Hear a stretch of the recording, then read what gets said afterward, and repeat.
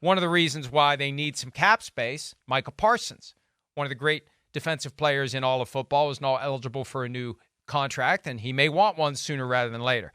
What he did after they lost to the Packers was didn't talk to reporters in the locker room, didn't talk the next day on locker cleanout day, avoided anyone for 17 days talking about what had happened against the Green Bay Packers in the wild card round. Here's Parsons from his podcast yesterday, finally talking about what happened to the Cowboys in the Super Wild Card round. Sitting here and, they talking about we're going all in this year, man. That's what I would hope for. I'm 24 years old. I've been in this league, 3 years, and I kind of seen it all. And I hope that we go all in. I hope that we go out and get the players that we're missing because we didn't do that this year.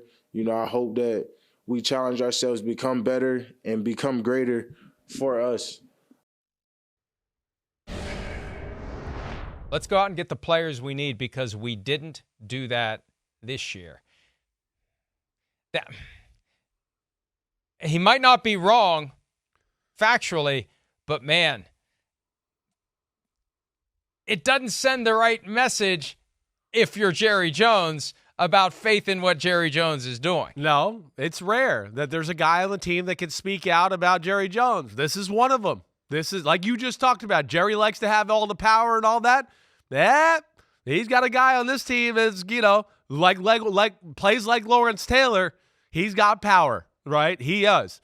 So there's nothing they're going to do. He is the best defensive player in football. If you gave me the first pick of defensive players at everybody, I'm taking Micah Parsons. They are going to pay him this year. I like it. Hey, the leader of the football team, it's on him every now and then to, put the onus on, the little pressure on the owner a little to get him over the edge, whatever it may be, right? And I think it's fair to say what he said. There's issues on that team. They need to go all in a certain area, a few areas to help their football team. They are not in the same class as some of the better teams in football. I think they benefited from a schedule that was fairly easy this year. And as we saw, when they played good teams, they usually lost for the most part, right? I don't think they were as good as everybody thinks they are. And yeah, Micah's going to put a little pressure on them, to make sure their roster looks more like the 49ers or the Chiefs or the Eagles or whatever, because their roster is not in the same, tier as those teams that we talk about. I think there's a way that Jerry Jones tries to use what Micah Parsons said against him because I hear you. We both think he wants a new contract. He deserves a new contract. Definitely. But Dak had to wait 5 years. CeeDee Lamb has had to wait 4 years. They're going to resist paying him, and they're going to say, you want us to go all in. Hey, Micah, make up your mind, buddy. What do you want us to do here? Do you want us to pay you a ton of money, or do you want us to go all in to bring in the players that you want to have around you so the team is better? But if I'm Micah Parsons, I'm saying, I ain't playing for $2.9 million this year. No way. You That's don't play. For damn sure. You don't play. It's one thing for Dak and CeeDee Lamb to play positions that are extra protected by the rules and aren't in the cluster of bodies. And it just amazes me how many more broken legs there aren't in football when all those bodies and all the pressure and he's in the middle of all that. Yes. He's dealing with these big 300-pound guys. Yeah. He's got a greater injury risk than Dak or CeeDee Lamb. He needs to get paid now. And see, they can play this game of, we'll make you an offer. We're happy to give you a contract, but this is our best offer. You can otherwise play for $2.9 million, and then you got the fifth-year option, and then we'll use the franchise tag. That's what you're looking at. And it puts him in a spot where he has to say, I want more than what you're going to offer, and they can use that against him and get people to think he's being selfish. Well, they can. They can. I mean, they certainly can do that. At the end of the day, I think he's still got Next thing you know, he's giving you the side eye on a mattress. Yeah, exactly right. You never know. But what I think Micah Parsons does, if Jerry Jones brings up that angle and goes, hey, wait, you see Nick Bosa and the 49ers?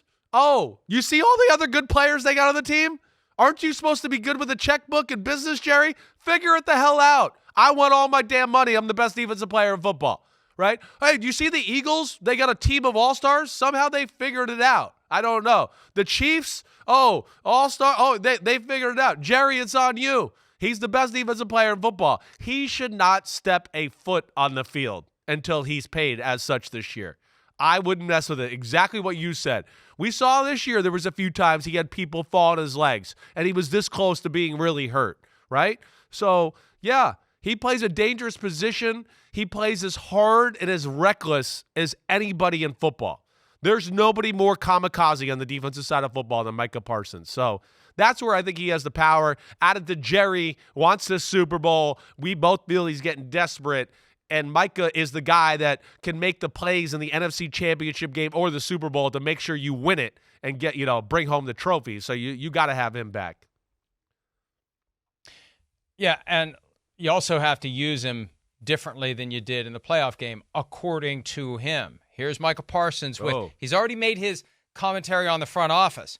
Now here's his commentary on the coaching staff, specifically the playoff loss and criticism on how he is being deployed. Have a listen. At the end of the day, we were just outperformed, out-schemed, however you want to put it. Like, they had an answer for everything. And people saying, well, why didn't you go to linebacker? Because, they said you could stop the run.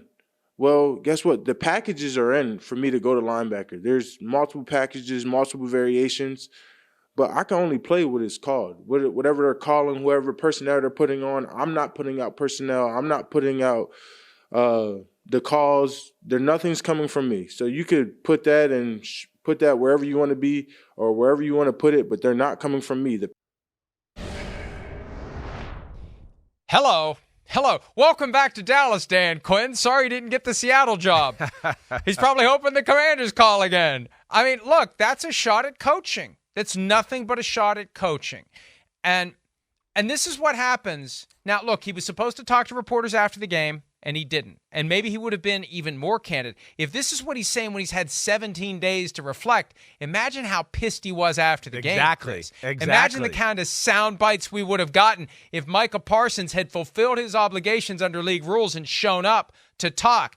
They would have been all we talked about that next day, because he would have gone off. If this is him after 17 days of cooling off, I can only imagine how pissed he was after the game. Exactly. I mean, that's the signal he's given off, no doubt about it, right? This is a pretty cerebral football player. This is a guy that, you and I have talked to extensively.